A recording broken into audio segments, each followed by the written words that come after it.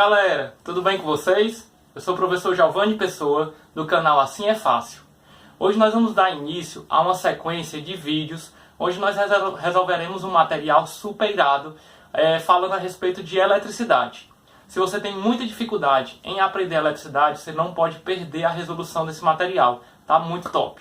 Esse material foi preparado em parceria com o nosso querido amigo professor Augusto Melo. Vocês encontram o material em PDF para ser baixado nas descrições desse vídeo. Não perca as resoluções desse material, tá muito boa, pessoal. Enquanto isso, não esqueça de dar aquele like para dar uma força no canal, de se inscrever, marcando o sininho das notificações e compartilhar com todos os seus amigos. Também não deixe de acompanhar as novidades nas nossas redes sociais. Vamos para a primeira parte da resolução desse material, que está muito show. Acompanhe aí.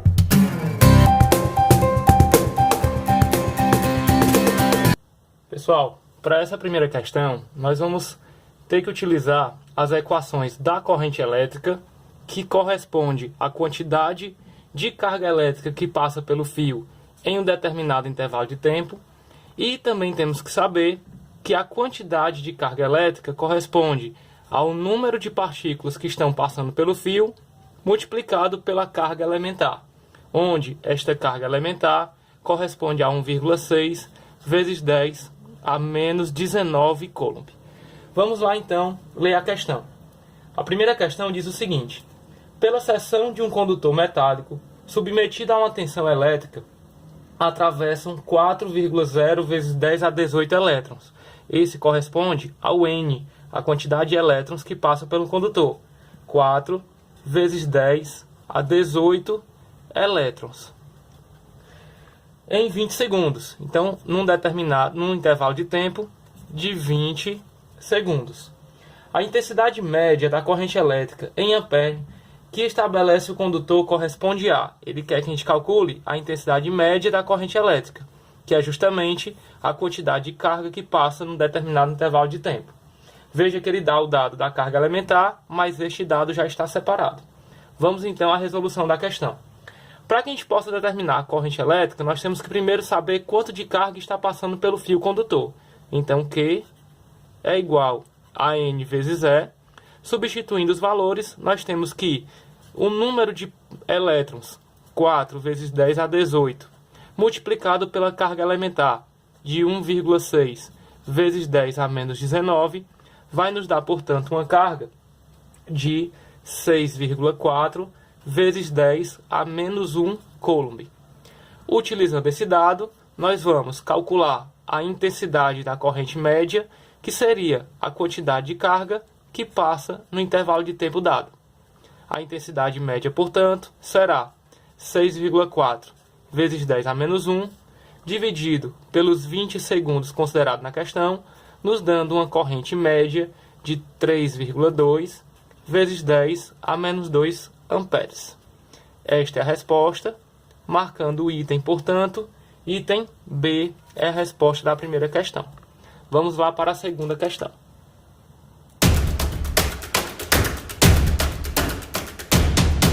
Pessoal, para a resolução dessa segunda questão, nós iremos utilizar as equações da corrente elétrica, que corresponde a quanto de carga passa pelo fio em um determinado intervalo de tempo. Também utilizaremos a equação da potência elétrica, que corresponde à corrente que passa pelo condutor multiplicado pela tensão a qual ele está submetida, e a equação da energia elétrica, que corresponde à potência multiplicado pelo intervalo de tempo considerado. Dadas as equações, vamos ler a segunda questão. A segunda questão diz o seguinte: a diferença de potencial entre os terminais de um fio metálico ligado a uma pilha é igual a 1,2 volts. Então a tensão U é de 1,2 volts. E a intensidade de corrente elétrica que passa por ele, I, é de 5 amperes. Analise então as seguintes afirmações. São 4 afirmações. Vamos analisar cada uma delas. A primeira: os portadores de carga elétrica que percorrem o fio são elétrons. Está correto. São os elétrons que portam a carga elétrica em um fio condutor. 2.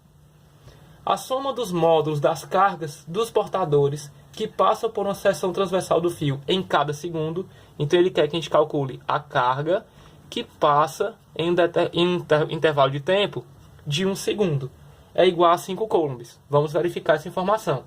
Para isso, nós utilizaremos a equação da corrente elétrica, sabendo que a corrente é de 5 amperes. A carga que passa em um intervalo de tempo de 1 segundo corresponde a 5 coulombs. Portanto, a afirmativa do 2 está correta. Afirmativa 3. O fio recebe 1,2 Joule de energia de cada coulomb de carga. Então, para uma carga de 1 coulomb, ele está afirmando receber 1,2 Joule de energia. Vamos verificar essa informação.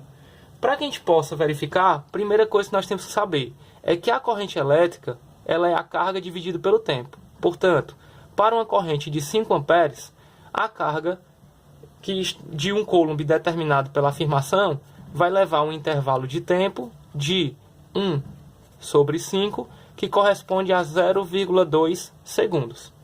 Desta forma, sabendo que a potência corresponde à corrente vezes a tensão, a potência é a corrente vezes a tensão, a corrente de 5 amperes submetida a uma tensão de 1,2 volts vai gerar uma potência de 6 watts. Daí nós podemos verificar a energia que corresponde à potência vezes o tempo para que 1 coulomb passe pelo fio.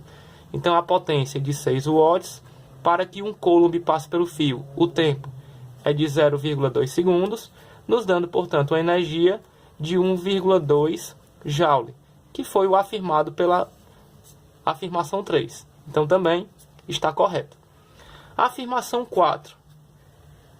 A potência elétrica consumida pelo fio é igual a 6 watts. Veja que esse cálculo nós já fizemos na afirmativa anterior. Isso significa que o fio recebe 6 joules de energia por segundo.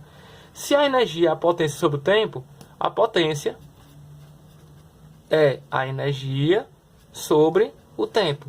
Então dizer que o fio está submetido a uma potência de 6 watts é dizer que por ele passa uma energia de 6 joules a cada segundo. Então a afirmativa 4 também está correta. Nos dando como resposta para a questão, o item E. Acompanhe a terceira questão. Galera, para a resolução da terceira questão, nós utilizaremos as equações da corrente elétrica, que corresponde a quanto de carga passa pelo fio em um determinado intervalo de tempo, e também a equação da quantidade de carga, que corresponde ao número de partículas que atravessam o fio vezes a carga elementar. Dadas as equações, vamos ler a questão. Questão 3 diz o seguinte: dois dos principais efeitos causados pela passagem de uma corrente elétrica são 1. Efeito térmico ou Joule. Uma corrente elétrica, pela sua passagem, provoca uma variação de temperatura no condutor. 2. Efeito magnético. Toda corrente elétrica cria ao seu redor um campo magnético no espaço em torno de si. Isto pode ser verificado experimentalmente aproximando-se uma bússola de um condutor sendo percorrido por uma corrente elétrica. A agulha sofre deflexão. Considerando um condutor metálico percorrido por uma corrente de intensidade I igual a 1 ampere, assinale a alternativa correta. Vamos verificar cada uma delas. Alternativa A. A corrente de intensidade 1 ampere corresponde a 2 coulomb por segundo. Veja que a corrente indica quanto de carga está passando por segundo. Então, se nós temos uma corrente de 1 ampere, a quantidade de carga que passará em 1 segundo é de 1 coulomb e não 2 coulomb como afirma o item. Então, o item A está errado. Item B. Em 12 segundos, a quantidade de carga que atravessará uma região do condutor será de 10 coulomb. A corrente dada de 1 ampere corresponde a quanto de carga passará para o tempo considerado na alternativa de 12 segundos. A quantidade de carga será, portanto, de 12 coulomb, e não 10, como afirmado na alternativa, que também está errado. Item C, alternativa C. Esta corrente elétrica corresponde a um fluxo de 6,25 vezes 10 a 18 elétrons, então ele está afirmando que 6,25 vezes 10 a 18 elétrons atravessam o fio condutor por segundo, então em um intervalo de tempo de 1 segundo, considerando a carga elementar E igual a 1,6 vezes 10 a menos 19 coulomb. Vamos verificar essa informação. Considerando então que a corrente é de 1 ampere, nós teremos que 1 ampere corresponde, para o intervalo de tempo de 1 segundo, uma carga de 1 coulomb. Para esta carga de 1 coulomb, nós teremos o número de partículas multiplicado pela carga elementar. 1 coulomb, portanto, vai corresponder ao número de partículas vezes 1,6 vezes 10 a menos 19. Esse número de partículas, portanto, será 1 dividido por 1,6 vezes 10 a menos 19, que corresponde exatamente a 0,625 vezes 10 elevado a 19, que colocando em notação científica, fica 6,25 vezes 10 elevado a 18. Exatamente o que foi afirmado na alternativa. Então, encontramos a alternativa correta. A alternativa C. Acompanhe aí a resolução da quarta questão. Galera, a quarta questão será resolvida utilizando as equações da potência, que corresponde à tensão ao quadrado dividido pela resistência, e também a equação da resistência elétrica, que corresponde à resistividade multiplicada pelo comprimento do fio dividido pela sua área da secção, que expressa a espessura do fio. Dadas as equações, vamos lá ler a questão. A questão diz o seguinte: considere duas lâmpadas A e B idênticas, a não ser pelo fato de que o filamento de B é mais grosso que o filamento de A. Isso quer dizer que a área da secção de B é maior do que a área da secção de A. É um fio mais grosso. Se cada um estiver sujeito a uma DDP, a uma tensão de 110 volts, vamos ler aqui quais são as alternativas que ele nos fornece. Item A. A será a mais brilhante, pois tem maior resistência. Item B. B será mais brilhante, pois tem maior resistência. Vamos lá verificar então. Ele quer que a gente identifique qual das duas será a mais brilhante. Veja que a lâmpada que será mais brilhante será aquela que desenvolverá uma maior potência. Para que ela desenvolva uma maior potência, como a potência é inversamente proporcional à resistência, para que a gente tenha uma maior potência, é necessário que a gente tenha, inversamente proporcional à resistência, é necessário que a gente tenha uma menor resistência. Utilizando a equação da resistência, nós percebemos que ela é inversamente proporcional à área da secção transversal.